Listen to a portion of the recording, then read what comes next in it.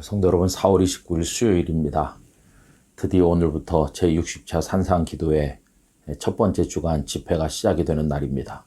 오늘 저녁에 예배당에 많이 오시고 또 온라인 생중계를 통해서도 꼭 은혜를 받으시고 이번 교회 영락교회 모든 성도들의 신앙이 하나님의 말씀으로 풍성해지기를 간절히 기원합니다. 강사님들을 위해서 잊지 말고 기도해 주시고 또 코로나19 상황에서 열리는 만큼 하나님의 특별하신 보호가 함께 하시기를 위해서도 기도해 주시길 바라고, 여러 봉사와 안내로 수고하시는 분들, 우리 목양부 스태프들을 위해서 여러분들의 많은 기도를 부탁을 드리겠습니다. 오늘 함께 읽을 말씀은 시편 4편 8절입니다. 내가 평안히 눕고 자기도 하리니 나를 안전히 살게 하시는 이는 오직 여호와이시니이다. 아멘. 우리 성도들에겐 때로 현실 상황과 좀 다르게 보는 눈, 상황과 좀 다르게 생각하는 마음, 또 상황과 좀 다르게 믿는 담대함, 이런 것들이 필요합니다. 여러분, 이런 역설적 믿음을 잘 보여주는 분은 다윗이라고 생각을 합니다. 다윗의 시편 가운데서 23편 말씀은 한국교회 성도들이 아주 좋아하는 말씀 아닙니까? 그 1절과 2절, 여호와는 나의 목자시니 내게 부족함이 없으리로다. 그가 나를 푸른 풀밭에 누이시며 쉴만한 물가로 인도하시는도다.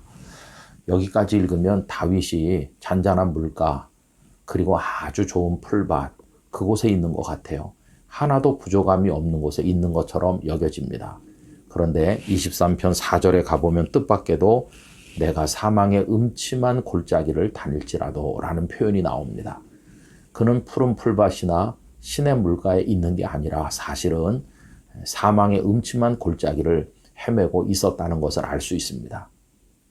그런데도 그는 그 사망의 음침한 골짜기를 헤매면서도 마치 푸른 풀밭에 있는 듯이 느끼면서 하나님 앞에 감사했다는 것을 알 수 있습니다.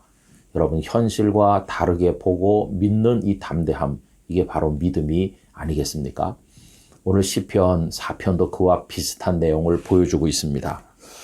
여러분, 1절에 보면 내 의의 하나님이여 내가 부를 때 응답하소서, 곤란 중에 나를 너그럽게 하셨사오니 내게 은혜를 베푸사 나의 기도를 들으소서라고 했는데요.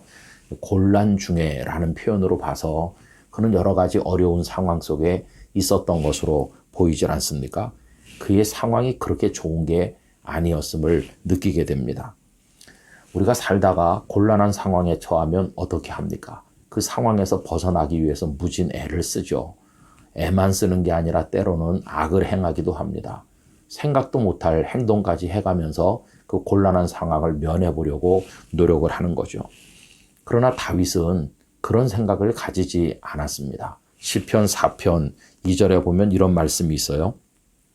인생들아, 어느 때까지 나의 영광을 바꾸어 욕되게 하며 헛된 일을 좋아하고 거짓을 구하려는가?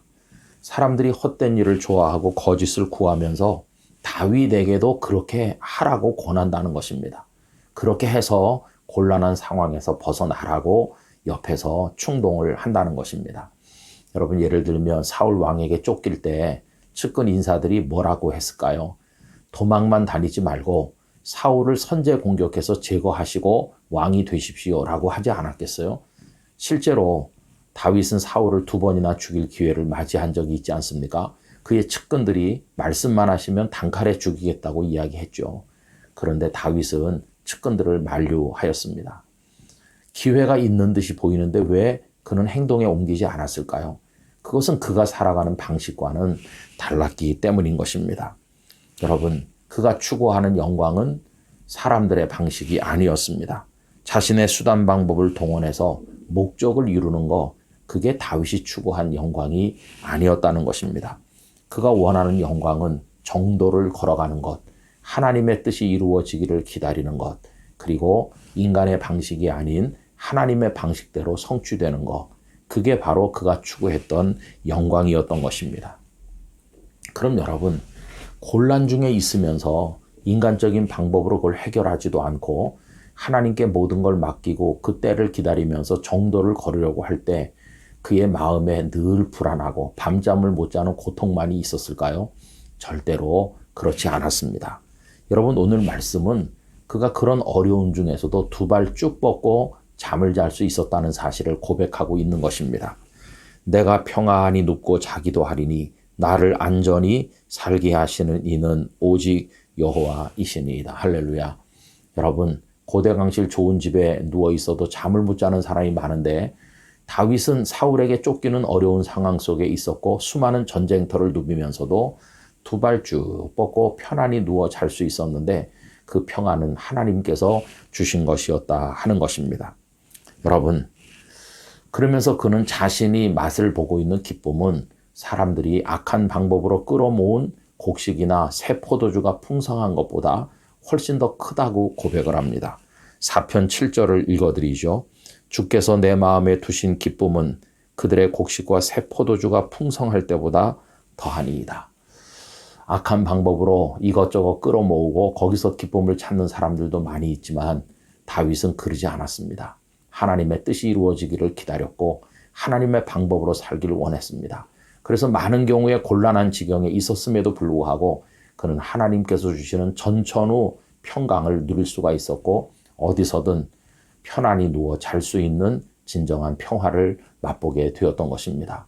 코로나19 시대 우리로 하여금 불면증을 겪게 만들고 근심 속에 빠지도록 만들지만 우리 하나님께 다 맡기고 하나님께서 주시는 평강 가운데 단잠을 잘 수 있는 복을 누리게 되기를 원합니다.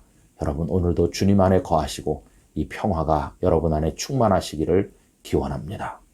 하나님 아버지, 비록 인간적인 방법을 포기하고 하나님만 바라본다고 할지라도 그 속에 참된 평화가 있음을 알게 하여 주시니 감사합니다. 저희도 다윗처럼 평안히 눕고 자기도 하리니 그 평강 하나님이 주셨노라고 세상 사람들의 곡식과 포도주가 풍성할 때의 기쁨보다 더 크다고 찬송할 수 있는 저희들이 되도록 복을 내려 주옵소서. 저희의 모든 것을 아버지의 손에 맡기니 아버지 은혜를 주시고 오늘 저녁부터 산상기도의 큰 은혜의 말씀을 쏟아 주시옵소서. 강사님을 능력으로 붙들어 주시옵소서. 예수님의 이름으로 기도하옵나이다. 아멘.